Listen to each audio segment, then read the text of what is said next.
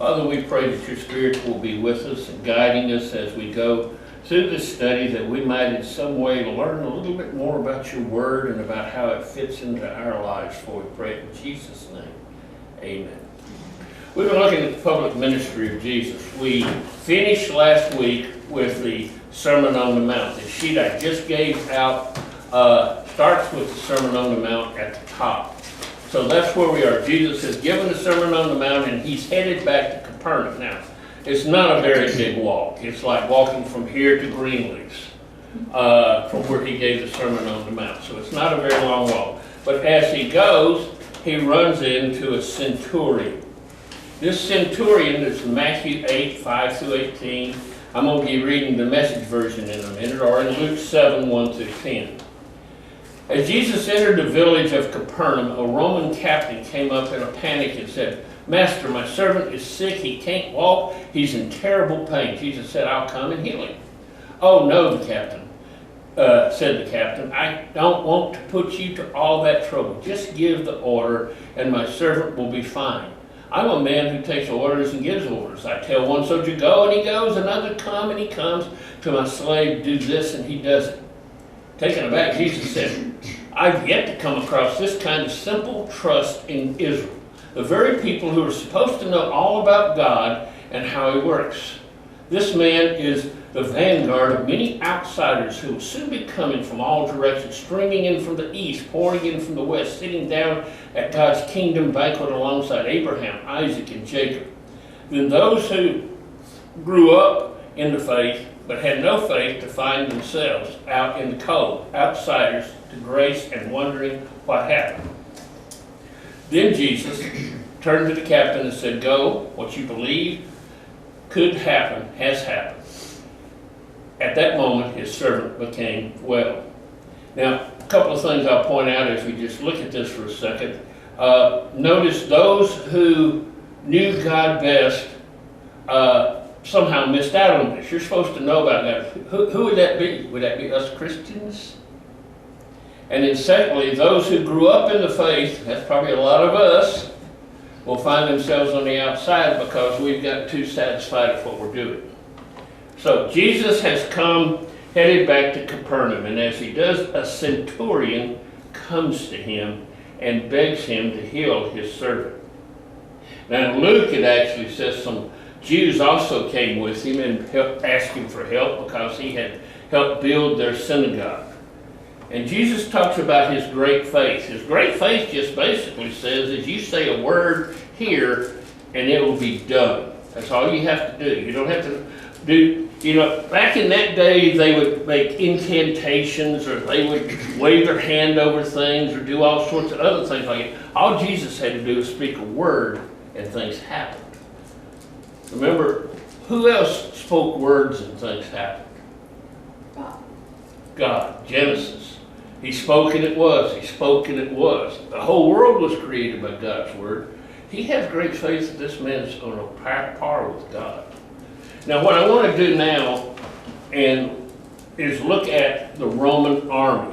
Now that may not be of interest to you, but it was kind of how they operate and who they are and who is this centurion that has come to them.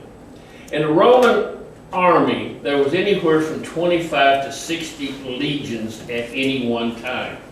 Around Jesus' time, there's about 40, because they're not fighting a whole lot. You need a pen or something? I know, what is a legion?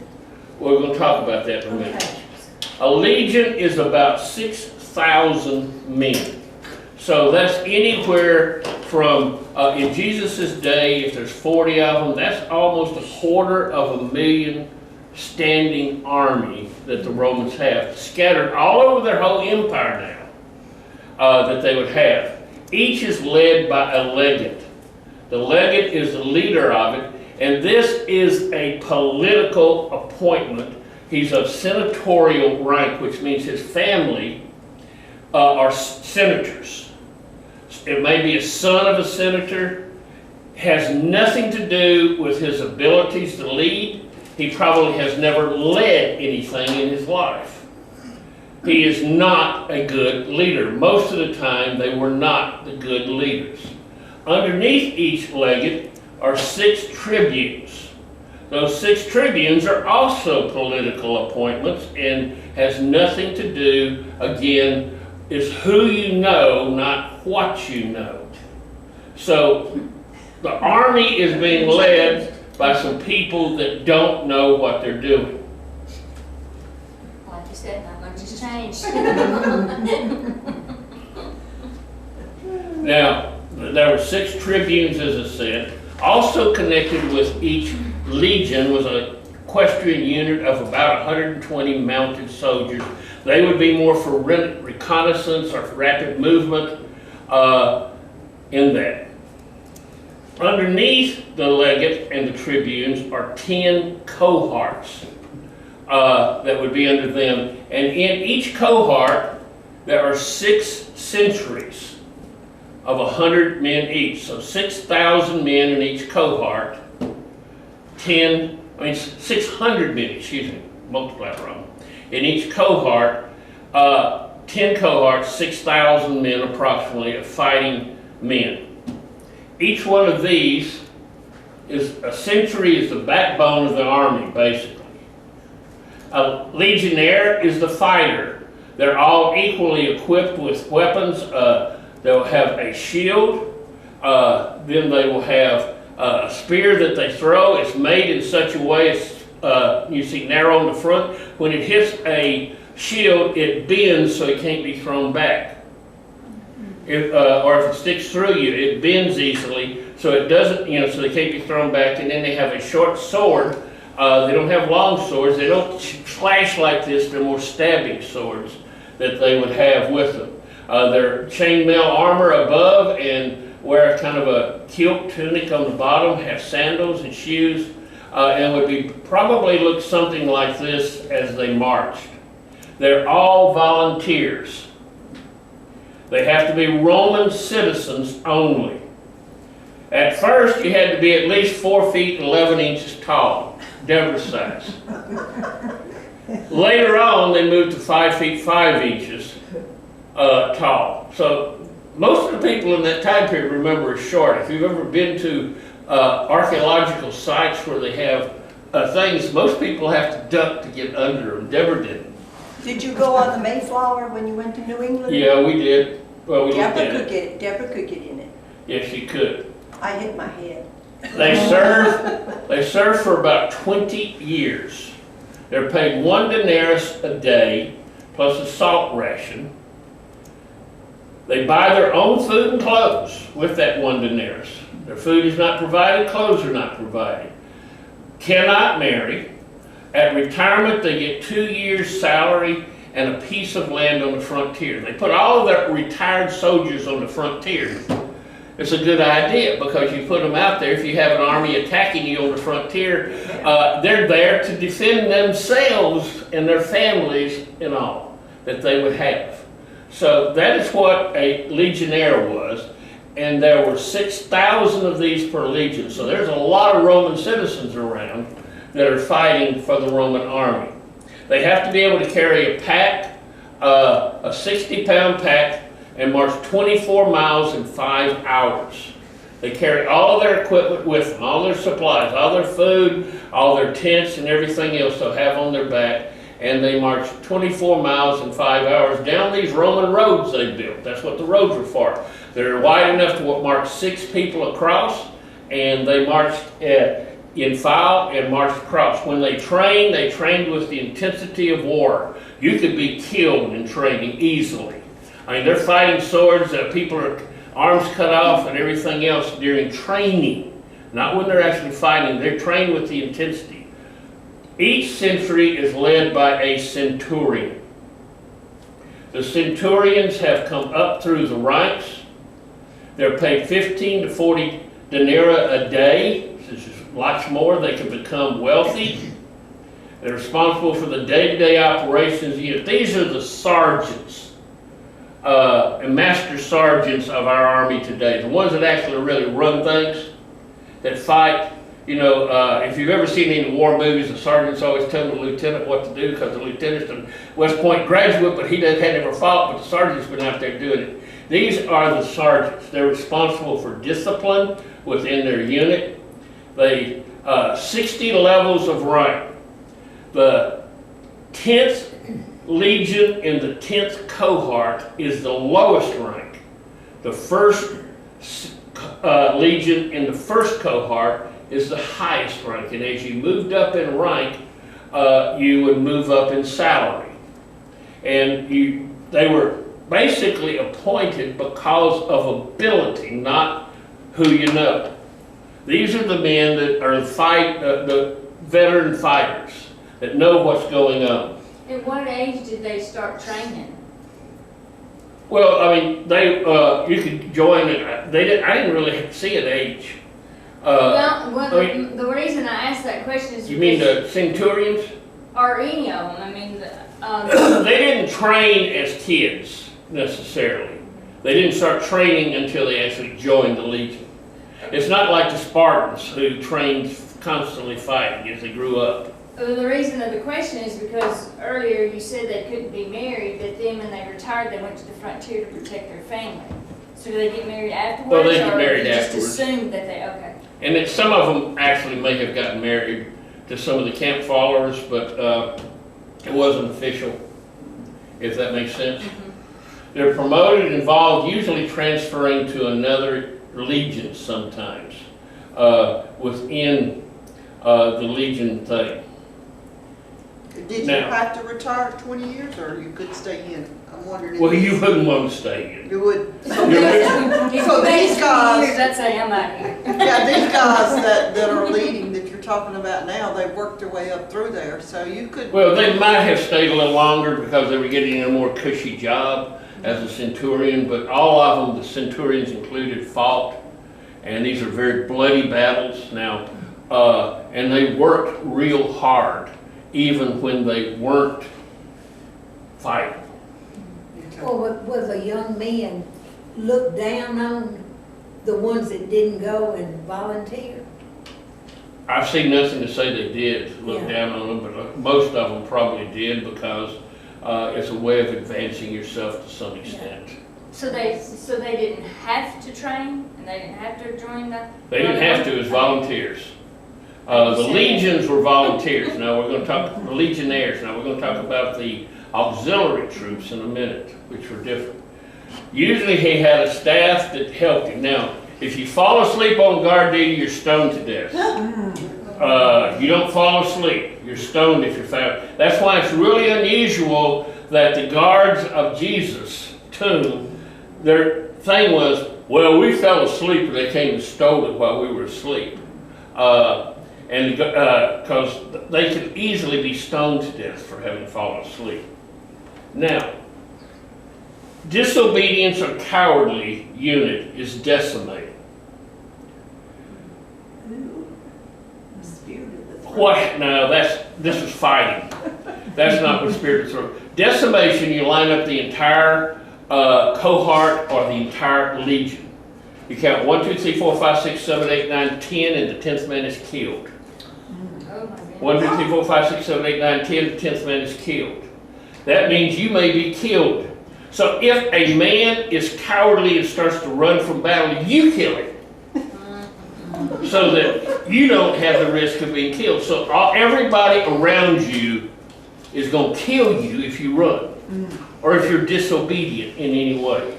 Because they don't want to be decimated. And it doesn't mean that in decimation, it's not that every 10th person is the one who ran. It's just random. They line them up and they start counting. That's what decimation is. So they had not a lot of cowards and not a lot of runners because they get killed by their own men and friends. They had a Roman auxiliary of about 5,000 troops per legion. So about 6,000 fighting men, 5,000 auxiliary. The auxiliaries were the archers. They were the other people doing various other things, slingers maybe. Roman auxiliary were non-citizens. They served 25 years. Most were drafted. They just come by one day, see you, and say, you're in the army now. This was the non-citizens. So this would be people from like Israel or from Palestine, from Spain, from France, that they would just pick up and say, you're in the army now, and if you try to run, you're going to get killed. Well, back to the Roman army, that was a lot of people. Were they spread out all throughout, or were they just all in Israel? They were scattered across the entire empire. For instance, Okay. during most of Jesus' day, the 10th Legion was stationed in Israel. And the parts, when you see the centurion, he was probably part of the 10th Legion. And see, what would happen is they'd be stationed in Israel, but they would have, like, maybe in Capernaum, he might have a sentry there and a centurion there, because it's a major taxing point in the border area. And then there may be 5 or 6 sentries in, or maybe 5 or 6 cohorts in Jerusalem itself. And then down at Caesarea Maritima, where the governor usually lived, there would be more, so they'd be scattered out all around, so that they could then just move them where they needed to move.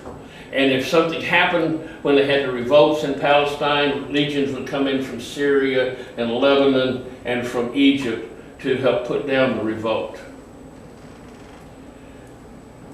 They were paid very low wages, but at retirement you got citizenship for them and their children, and they get a piece of land. So that's kind of a good incentive. See, people didn't get land just very easily. You get a piece of land, it didn't say how much, it kind of probably varied, but it's enough to live on, to raise some crops on, to live out your life on. And that's an important thing, because most people, even in Palestine by the time of Jesus, 80% of the land was owned by absentee landowners who had bought up the property when people were in dire need, and they had servants farming the property. They may live in Rome and have never seen it. So they would buy up property around and be property owners. So to get a piece of property for you and yourself was a big incentive for people. It's just like when we were giving away property out west and they had to been land rushes, people wanted that property. Even though it was in Indian country and they might get killed, they still wanted a piece of land for me and my family. And that's what incentivized so many people to go. Go out west, go to Oregon, go to Washington State, go to California. You can get a piece of land out there. Or you can't. In Europe, all the land was owned by somebody. And every time you have 5 kids and you die, well, that split 5 pieces. Guess how small those pieces got. So people wanted to leave Europe, come to America and get land. That was the big deal. Now, they also had a group of camp followers. These would be women, some prostitutes. There would be a lot of them wash clothes, cook for the men, various other things like that, that they would basically just kind of go along. They weren't fighting people. They weren't official. Some of these probably got married to some of the soldiers, or at least they had relationships with them until maybe they got out, and then they married. And they had an engineering corps of about 10 to 15 engineers. When they were not fighting and training, they were building roads. They built thousands of miles of Roman roads. Roman roads are built very well. They cut down about 10 feet, I mean not 10 feet, 5 feet into the soil, and you can see they put 4 layers underneath it, and then on top they would put the big stones. And this is the Via Dolorosa. Gosh, mine just went blank. The one coming out of Rome. This one was built 2,500 years ago. And you can see a chariot can still go down it today. It's still, you get the gutter on each side, and although the stones, probably pretty rough riding on it now, but it would have been in Jesus' day, they would have had, the stones would have interlocked with each other, and it would have been fairly smooth. And like I say, it's wide enough for 6 men to march down. These roads are really being built to move soldiers where they're needed. Now there's one other group of Roman soldiers, the Praetorian Guard. This was a legion specifically under the control of the Caesar.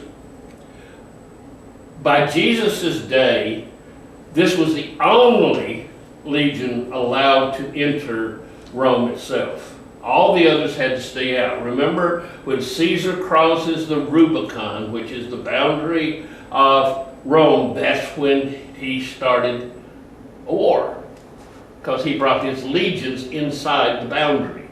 And of course he won and was able to be, Caesar. But that's what happened. Anybody have any questions about the Roman soldiers? Just trying to give you an idea of how they lived and what they did and why they were there. And most of them were bored to death in Israel. They didn't like that country. It was just, they didn't like the people. Basically, they could be very cruel to the people. They'd kill you for nothing. You just had to be, because they just were so bored, they wanted something to do. Anybody? Well, now as he heads on, he has talked in Capernaum, and in Luke chapter 7, we come to the raising of the widow's son. Now he's already raised one person. Who is it? Do you remember? Lazarus. No, Lazarus is the last thing just before he dies. Jairus' daughter, The daughter. she had just died. In fact, there was some question whether she'd even died or not. So she just died. This is going to be the resurrection of somebody who's been dead about 8 hours. Not long after that, Jesus went to the village of Nain. His disciples were with him, along with quite a large crowd. As he approached the village gate, they met a funeral procession. A woman's only son was being carried out for burial, and the mother was a widow. That means she is now totally destitute. She couldn't inherit her husband's stuff, and she has no son to take care of her. When Jesus saw her, his heart broke. He said to her, "Don't cry." Then he went over and touched the coffin. The pallbearer stopped. He said, "Young man, I tell you, get up." The dead son sat up and began talking. Jesus presented him to his mother. They all realized they were in a place of holy mystery, that God was at work among them. They quietly worshipful, and then noisily grateful, calling out among themselves, "God is back, looking to the needs of the people." The news of Jesus spread out through the country. Now actually what it said, that's the Message version, it said is that prophet is back. Now we'll talk about what that means in a minute. They're coming out the front gate. Now to detail what this is like, your only son has died. You've had the funeral. You're in the funeral procession headed to the graveside, and suddenly a car pulls right out in front of the hearse. And the hearse has to slam on his brakes to keep from hitting him. The guy jumps out of the car, runs to the back, opens the door of the person, jerks the coffin out, opens it up, and says, "Get up and live!" How would you feel in the next car watching that? That's what Jesus did. And we need to understand this was a radical move. You don't touch the coffin. It makes you unclean. You don't touch this. You don't stop this. This is something that has been, they need to bury you. And Jesus interrupts the whole thing. But boy, is his mother happy. Let's talk about death and funeral. When you die, you will be buried within 8 hours. They don't use flowers. The only reason we use flowers because we put out flowers because they didn't do embalming very well, and when you put, you bring the person to the house and lay them out, and they kind of smell, you have the flowers to cover the odor. They don't use flowers. They set up a great wailing in the house. Now they don't have an obituary. You go bury somebody in 8 hours, everybody in town has to know about it. So they start crying and weeping, and you will hire often, if you have time to and you have money to, professional mourners who cry real loud. And everybody in town hears there's a funeral, there's a death in your house, and they come to see what's going on and be like neighbors. But the great wailing is set up. They wash the body and anoint it with spices. Remember, they didn't get to do that to Jesus because it was so fast they had to dump him in the grave before the Sabbath started. They were coming back to do that on Sunday. They weren't looking for a risen Savior. They were coming back to finish the embalming. They would then wrap him in what they call swaddling cloth. It's the same word for wrapping a baby. In fact, it's the same cloth you would use. It's wrapped like what we would think of as a mummy. That's one of the problems with this Shroud of Turin. They didn't take a sheet and lay on the bottom and then on the top, and that's what the Shroud of Turin is. If you've ever heard of that, it's got an image on it that they think is the image of Jesus, that it was his shroud. That's not the way they've done it. Now, they might have done that in order to get him in the grave and coming back with swaddling clothes. That's a possibility, but they would have wrapped it like what we think of as a mummy, with little thin strips of cloth. He would then be carried by his male relatives on a bier to the funeral place. In front of him would be the women mourners, crying and wailing. In front of that, usually some flute players that would be playing the flute, but it's not going to be like the jazz funerals down south where they change over from brr, brr, brr, and then all of a sudden, high. When they get to the funeral, when they get to the grave, it's going to look like this. You have already dug a tomb for your family. You have a family tomb, usually. That's one of the things you have to prepare for because you can't dig this thing in 8 hours through solid rock. Now, this is the inside of one we're going to look at in a minute. What you would do is you would have come down some steps over here, through this, and this is the only entrance in. Now, this hole is about this big, say about that big off the floor of this. It's not very big. You crawl through it, so you have to kind of crawl through this hole to go in. Once you get inside, there is there's a big entrance chamber here. And then you go into the very small chambers. Now, these things are called what's coquine. This is in the time of Jesus. You would lay a body in a coquine and let it rot for a year. Come back, pick up the bones, and put them in an ossuary. Now, you notice this one has a lot of coquines around it, so that it could hold dozens of bodies at one time. This is the tomb we're looking at. Now, the tomb itself is actually underneath all of this over here. You would walk down these steps, come in through this door, and right over here is where you go in to the entrance, and under here is that open chamber, and then off on each side. Underneath all this is the tombs themselves. This was called the Tomb of the Kings. Actually, it was Queen that was buried there with her family. That was from another country that converted to Judaism. But when you come, this is what you would come to. See some steps down, a small hole, and this is the rolling stone. Now you see they have this post here, this thing here. There are earthquakes here. If you just put a flat rolling stone against it, as soon as the earthquake comes, what it's going to do? It's going to fall over. So what this does, it rolls in this groove, this uphill this way. Now this one has been cemented in place so people can get in and out of here, but it wouldn't have been in Jesus' day. This would have been rolled back, a stone put underneath it. You go in here, you do what you're going to do. You come out and then you roll that stone and cover this hole, and that's covering the entire entrance. And there's really no way of opening it from the inside. You can't get your hands on it. You can't push it back because the stone here is going to hold it up. You can't get a hold of the edges because it rolls across the whole mouth of the thing. Once you go inside, here's the coquines. You put the body on one of these shelves, and actually there are 2 shelves in each one, so you could put dozens and dozens of bodies in here for families if you needed to. Then you put a stone in front of it. And that stone is there to keep, just to let it rot. Basically, the body rots, all the tissue rots off of it, and the bones are left there. Once you've done that, you go back and have a big feast.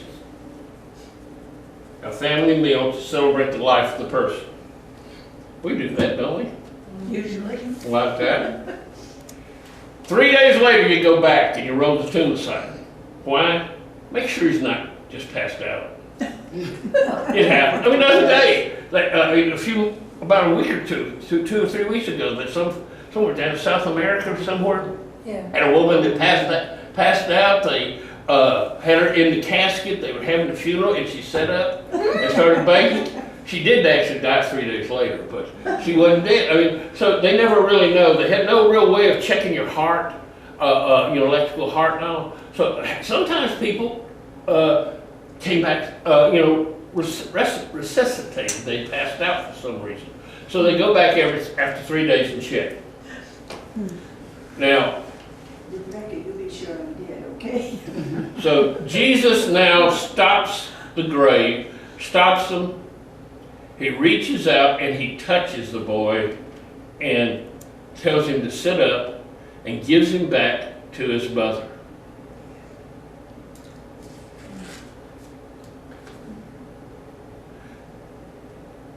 This all happened at a place called Nain. This is Nain today. It's on the side of Mount Moriah. Here, this is the modern city of Nain. Nearby is a church that supposedly remembers the raising of the sun. As you looked at it, the gate would have probably been somewhere out in this area. There's not a lot of archaeological excavation. There was none there. Now they said that he must be that prophet come back. What prophet? Well, if you knew your geography, you'd know what prophet. This is Mount Moriah right here. On this side is Shunem, and on this side is Nain, about a mile apart. Shunem is important. This is modern day Shunem today, because of a prophet called Elijah. Elijah is the one that called fire down from heaven. He would wander through Shunem every so often. And a woman there who's married told her husband, who let him stay in our house. And he did for a while. And he came by so often, she said, let's build a little room for him up on top of our house so that way he has a place to stay. So he comes back and forth. And in order to reward the woman for all her blessings he's given to him, he asked his servant, what do you think she really wants? Well, she's a widow, she's a woman but has no son. She's been totally barren. Well, Elijah prayed and God gave her a son. Son grew up for 3 or 4 years, and then one day while he's out with his father in the field, he dies. He just gets sick and dies. She brings him back, puts him in Elijah's room, and goes send the servant to get Elijah. Elijah comes back, prays for him, and he is raised from the dead. Now, on the other side of the mountain, somebody else had just had a boys raised from the dead. So, who do you think they mean? Elijah. If you know the geography, you know who he's talking about. Elijah must be come back from the dead. Now, as Jesus has been ministering for several months, John has been arrested. He's in jail. He's starting to have doubts. Now, he's the one that pointed and said, that's Jesus, that's the Messiah, that's the one, that's the Lamb of God. But he's starting to have doubts, and he sends some of his servants, who he seems to be able to contact, to Jesus and says, are you... John, meanwhile, while he'd been locked up in prison, when he got wind of Jesus was doing, he sent his own disciples to ask, are you the one who we've been expecting, or are you still waiting? Probably John is starting to wonder why my cousin, he thinks is the Messiah, who's going to start this big revolt, why he has me still in jail. Why hasn't he come and saved me? Thousands of people are following him. Why hadn't he come save me? Is he really who we thought he was? You know, even John can doubt. Jesus told him, go back and tell John what's going on. The blind see, the lame walk, the lepers are cleansed, the deaf hear, the dead are raised, wretched of the earth learn that God is on their side. Is this what you expected? Then count yourself most blessed. He's saying, look at what I'm doing. These are the things the Messiah is supposed to be doing, if you look in the Old Testament. And so John recognizes that. When John's disciples left to report, Jesus started talking to the crowd about John. What did you expect when you went out to see him in the wild? A weekend camper? Hardly. What then? A chic in silk pajamas? Not in the wilderness, not for a long shot. What then? A prophet? That's right, a prophet. Probably the best prophet you'll ever hear. He is the prophet that Malachi announced when he wrote, I'm sending my prophet ahead of you to make the road smooth for you. Let me tell you what's going on here. No one in history surpasses John the Baptizer, but in the kingdom he prepared for you far. The slowest person is ahead of him. For a long time now, people have tried to force themselves into God's kingdom. But if you read the books of the prophets and God's law closely, you'll see they culminate in John, teaming up with him in preparing the way for the Messiah of the kingdom. Looked at in this way, John is the Elijah who all have been expecting to arrive and introduce the Messiah. His disciples have come to him. He tells them, go tell John what I've been doing, and they go and give the message to John. Now, that doesn't save John, but at least John now has some idea. Jesus continues on, though, about wickedness condemned in Matthew 11:16 and Luke 7:31 through 35. Well, whereunto shall I liken this generation? It is unto children sitting in the markets and calling unto their fellows and saying, we have piped unto you, and you have not danced. We have mourned unto you, and you have not lamented. For John came neither eating nor drinking, and they say he has a devil. The Son of Man came eating and drinking. They say, behold, a man gluttonous and a winebibber, a friend of publicans and sinners. But wisdom is justified of her children. Then began he to upbraid the cities wherein most of his mighty works were done, because they repented not. Jesus is basically saying, look, I came eating, drinking, party guy. I think Jesus was a party guy. I really do. I think he had a lot of fun. I like some of the, I like kind of this, the promise, is that what? The chosen, because he does seem to be having some fun with his disciples. I like one scene in one of the movies where he's getting a drink of water, and he starts splashing water in Peter's face, and Peter's splashing. I just think Jesus was fun to be with. The children wouldn't be wanting to be around him. People wouldn't want to be around him. He wasn't this sour person. John, on the other hand, was gloom and doom. The world's going to come to an end. Y'all are going to evil, bad, sinner ways. And he said, look, he came that way, I came this way. You don't like either one of us. What's wrong with y'all? What you want in life? You know, we got a lot of churches that are gloom and doom. Got a few that are celebratory, but a lot of them just, oh, you know, Full of Eeyores. Yep, Eeyore, me. Next, Jesus let fly on the cities where he had worked the hardest, but those people had responded the least, shrugging their shoulders and going their own way. Doom to you, Chorazin! Doom, Bethsaida! If Tyre and Sidon had seen half the powerful miracles you've seen, they would have been in their knees in a minute. At Judgment Day, they'll get off easy compared to you. In Capernaum, with all your peacock strutting, you're going to end up in the abyss. If the people of Sodom had your chances, the city would still be around. At Judgment Day, they'll get off easy compared to you. Now, that's got to burn a little bit. Because Chorazin and Bethsaida are two religious Jewish communities. Chorazin's the one where he was picking the head of the grain on Sabbath day and they got mad at him. Bethsaida is where, right there near Capernaum, is where Peter, Andrew, James, and John were from. Excavations have been done at both of them. But these were basically fully Jewish communities with large synagogues and places of worship. And he compared them to Tyre and Sidon. Tyre and Sidon were both pagan cities. They worshiped Baal. They had nothing to do with it. This is where Jezebel was from. This is where Ahab, the king that was so evil, got his ideas from. So those two cities are going to be worse off than the two religious cities. And Capernaum, well, that's where he's living. And he's doing so much. And he compares it to what? Sodom? I mean, how much do you think of Sodom as being a nice city?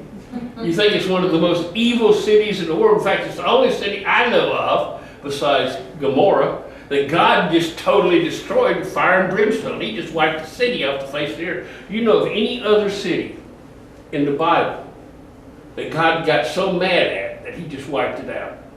I don't.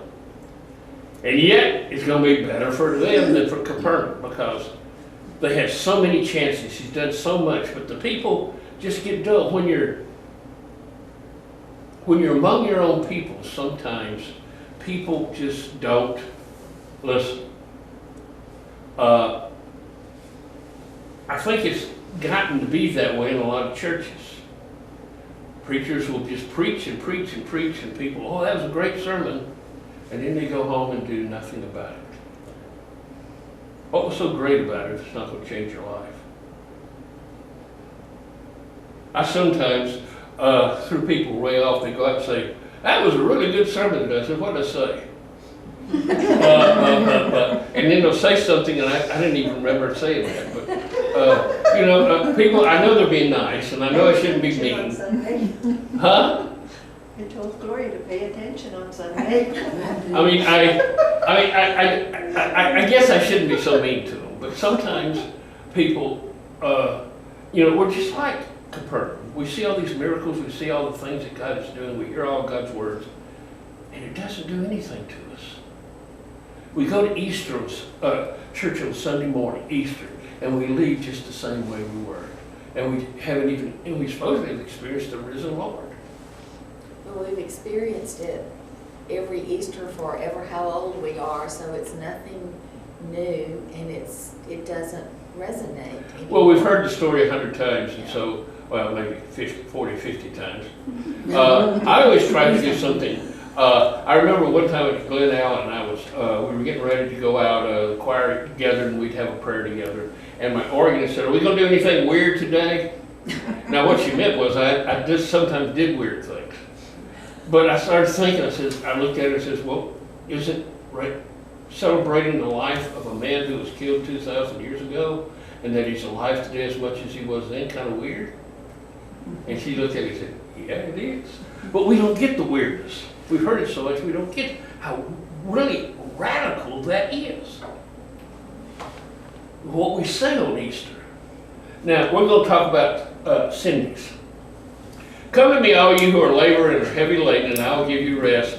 Take my yoke upon you and learn from me, for I am gentle and lowly in heart, and I will find rest for your souls, for my yoke is easy and my burden is light. Now, this is just where this fits in. I didn't do this on purpose for Cindy. That was just how the lectionary failed. Huh? I said the lectionary failed, because that was the lectionary. I will give you rest. This is a yoke. This yoke has been made, custom made for these two oxen. It has to fit their necks, and each one's a different size. If you'll notice how this one kind of humps up more, so they have to be fitted. But that even more, it is made for these two oxen, and it can't be flipped around and turned the other way. Why? If you will notice, right here is that binding holding this to the ox. And over here is that binding holding this to the ox. This binding holding the plow is closer to this animal than that animal. This is the stronger animal. Because of, you don't remember levers, you stick something underneath something and you pull, and it pulls harder. You make a longer lever and it gives more pull. This animal is pulling probably 80%, not 80, say 60% of the weight, and this one's pulling 40% of the weight. He looks old. They're made that way because, but neither one, you never have two animals that pull the same amount. When Jesus says, my yoke is easy, his bar is way over on his side of all your burdens. And he'll carry most of them for you. Now there's another thing here. If you'll notice this solid bar across here. Can one cow go left and one cow go right? They got to go together. Remember, the Bible says don't be unequally yoked with sinners. Because once you join in with them, say in business or in some other thing like that, y'all are going to either fight like the Dickens and get nowhere, or you're going to be pulled in their direction. I have so many, you hear people, girls say, oh, I'll change you. When we get married, you'll change. If he ain't changed before you got married, he's not gonna change after. If mom can't change him, ain't nobody gonna change him. Now, this is an ornamental yoke. It's made to hang up on the wall because you see it's centered. And even if it wasn't centered, it would only be made for a specific 2 animals. You have to make a yoke for, if one dies, you gotta make a whole new yoke for the next set of animals. Now, some yokes look like this. They would be, just stick their heads through it. This is the prophet carrying it around. But he says, I'll give you rest. I'll take the heavy load, and you take the lighter load, a part of the load. One of the Pharisees asked him over a meal, for a meal. He went to the Pharisee's house and sat down at the dinner table. Just then a woman of the village, the town harlot, having learned that Jesus was a guest at the home of the Pharisee, came with a bottle of very expensive perfume and stood at his feet, weeping, raining tears on his feet. Now, stop there for just a second. When a person invited somebody important, maybe it was a political official, maybe it's a rabbi like Jesus or something, to your house for a meal. If you left your door open, that means you are inviting the entire town to come and stand around the wall and listen to the conversation. If you closed your door, then that was meaning it's a private conversation. The door must have been left open. She had every right to walk in here and stand in this room and listen to the conversation. It's not her presence that Simon's going to fuss about. She had every right to come in there and listen because he left the door open, and anybody can come. It's kind of a way of showing off who you got as guests. You know, president comes, and everybody comes and wants to stand around and, oh, isn't he wonderful? He's got the president here. Letting down her hair, she dried his feet, kissed them, and anointed them with perfume. When the Pharisee who had invited him saw this, he said to himself, if this man was a prophet, I thought he was, he would have known what kind of woman this was who is falling all over him. Notice, he's not mad because she's there. He's mad because she's touching Jesus, and that means he must not be a prophet because she wouldn't have something like that, did it? Jesus said to him, Simon, I have something to tell you. Oh, tell me. 2 men were in debt to a banker. One owed 500 silver pieces, the other 50. Neither of them could pay up.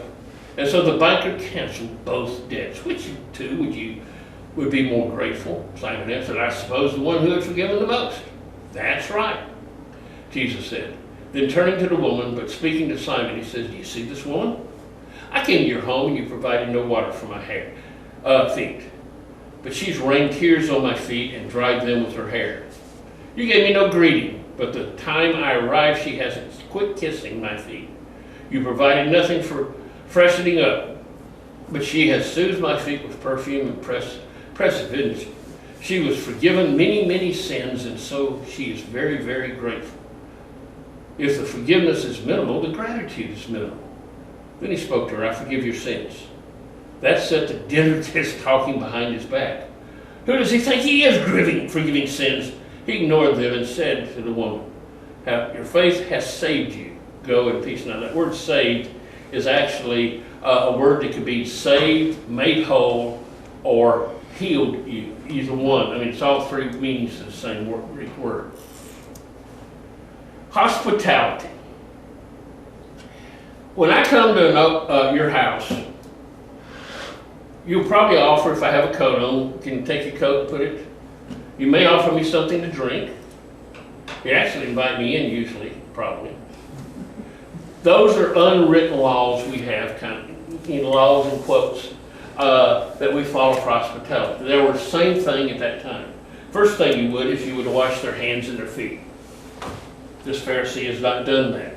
The woman has. Secondly, you greet with a kiss. Now, if it's an equal, you would kiss on the cheek. If it was an unequal, you would kiss on the hand if you thought he was better than you. So Judas probably kissed him on the hand. Just think that. He didn't kiss him on the cheek. He said he kissed him, but he probably kissed him on the hand. You would offer perfume. Sometimes you pour it over his head because People don't take baths like that very often. And you would offer water to drink, something to eat. Now, he did the last two, but he didn't do the first three, which showed he was kind of thinking Jesus was lower than him. But this woman has done those three things for Jesus. The upset Pharisee, the woman is laying there. Now she can reach his feet. She's not crawling under the table. They laid on cushions with their feet out on their left-hand side to eat in most days. And so the feet are actually exposed and easily, just like someone standing at the foot of your bed, they have access to your feet.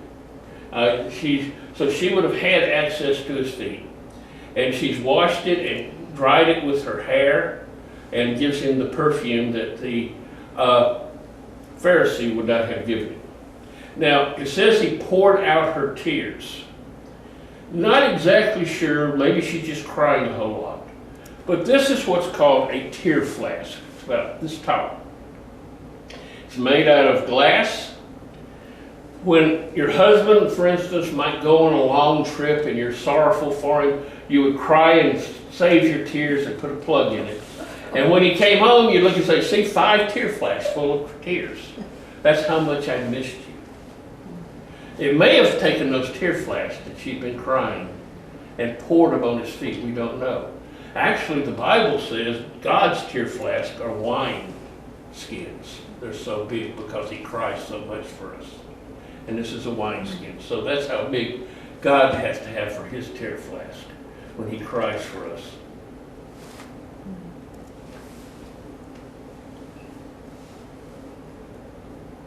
Now, Jesus uses her as an example, One man owns a little bit of money and one man owns a lot. They're both forgiven. Which loves more? The answer was what? The one who was forgiven the most. Maybe that's why a lot of Christians don't show a lot of love sometimes to God. Because maybe they don't think they had that much to be forgiven for. What y'all think? Something to think about. Never thought about that. Today one of the Psalms we were reading in the Read Through the Bible in a Year stated that those who love the Lord will sing his praises. And one thing I started thinking about is I stood in the pulpit a lot of times and seen people, as we were singing, guess they don't love the Lord. I mean, I can't play a radio on tune, but I sing. You just need to turn my mic off. But I sing, I make a joyful noise. Anybody out there can sing. Now, somebody might have a sore jaw one day, but they're not going to have that their whole life. And if they can't sing for the Lord, I wonder how much they really feel they've been forgiven by the Lord. I'm going to do one more little thing, and then we'll be finished for the day. In the message in Luke 8, 1-3, there's an interesting statement. He continued according to plan, traveling to town after town, village after village, preaching God's kingdom, spreading the message. The 12 were with him. There were also some women in the company who had been healed of various evil afflictions and illnesses. Mary, the one called Magdalene, whom 7 demons had gone out, Joanna, the wife of Chuza, Herod's manager, and Susanna, along with many others who used their considerable means to provide for the company. Jesus is off on his second tour of Galilee. As he's touring, women are also going along with him, just like his apostles, 12 apostles. He is teaching the women also. Also, the women are doing what? Did you catch it? They're providing finances for them. The women are financing these preaching trips. Now, the women are very important. We sometimes ignore them because we want to concentrate on those 12 apostles. And as I've talked before, when I talked about the 12 apostles, half of those you don't even know anything at all about, hardly. I mean, they're mentioned maybe once or twice in the Bible of the 12 apostles. A few of them, Peter, James, John, Andrew, Matthew, you know. But a lot of them we don't know much about, but we don't know much about these women either. But the women were important to him enough that he carried them with him when he went, and that's unusual in that day and age for a group of women traveling with a group of men and they weren't married to each other. But so women were important, and you can say what you like about women preachers and things like that, but the first preacher in the world was a woman called Mary Magdalene, who brought the good news of the resurrection of Jesus. Now, I'm going to quit here because we're going to get into something different, and we've got 5 minutes left. Anybody have any thoughts, questions, opinions, ideas? Was there another lady that anointed him? Or was that the only? There is going to be another one who is going to anoint him just before, the last week of his life. And Yes. how many Marys were there beside his mother? Because I get them mixed up and I cannot get them straight. I'm not sure. There was Mary Magdalene, Mary the mother of Jesus. There was Mary and Martha's Mary. At least those three. Okay. Debbie, you want to turn it off for me out there?